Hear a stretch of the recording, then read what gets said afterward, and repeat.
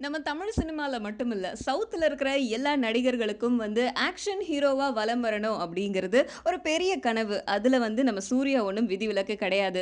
சூர்யா நெறைய படங்கள்ல வந்து நடிச்சிருக்காரு. ரொம்ப சாக்லேட் பாயாவும், பெண்களுக்கு பிடிச்ச மாதிரியும் நடிச்சிருந்தாரு. அண்ட் அதே மாதிரியே அந்த ட்ரெண்ட உடைச்சு ஃபுல் அண்ட் ஃபுல் ஆக்ஷன் ஹீரோவா வந்து களம் இறங்குனவரு. சிங்கம், சிங்கம் 2, அஞ்சான் அப்படின்னு தொடர்ந்து படங்கள் நடிச்சாரு. ஆனா சிங்கம், சிங்கம் 2 சொல்லிக்கிற மாதிரி ஓடுச்சு. அத தொடர்ந்து வந்த அஞ்சான் அத மாதிரி ஓடல. கொஞ்சம் வந்து அவர டிசப்பாயிண்ட் பண்ணிடுச்சு அப்படிங்கிறதால, உடனடியா ஒரு நல்ல ஆக்ஷன் படத்துல நடிச்சு, விட்டத புடிக்கணும் அப்படிங்கிறதுக்காக, தன்னுடைய இமேஜ ரசிகர்களுக்கு மத்தியில நிலைநிறுத்தணும் அப்படிங்கிறதுக்காக, உடனடியா ஹரி கிட்ட போயிட்டு, "அடுத்த படம் என்ன வச்சு பண்ணுங்க" அப்படின்னு சொல்லியிருக்காரு.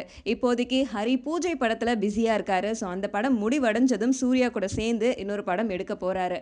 ஆனா, அந்த படத்துல ஹரிக்கு சம்பளமா பயங்கரமான ஒரு தொகைய கேட்டிருக்காராம் ஹரி. இந்த சம்பளத்த வந்து மத்த தயாரிப்பாளர்கள் குடுக்கறதுக்கு தயங்குவாங்க அப்படிங்கிறதால, சூர்யாவோட சொந்த நிறுவனமே இந்த படத்த தயாரிக்க போகுது. இத வந்து இயக்குனர் ஹரி பிரஸ் மீட்ல உறுதிப்படுத்தியிருக்காரு. தன்னோட அடுத்த படத்தோட ஹீரோ சூர்யா அப்படின்னு சொல்லியிருக்காரு. அவருக்காக 3 கதை ரெடி பண்ணி வச்சிருக்காராம். அதுல ஒண்ணு சிங்கத்தோடைய தொடர்ச்சி.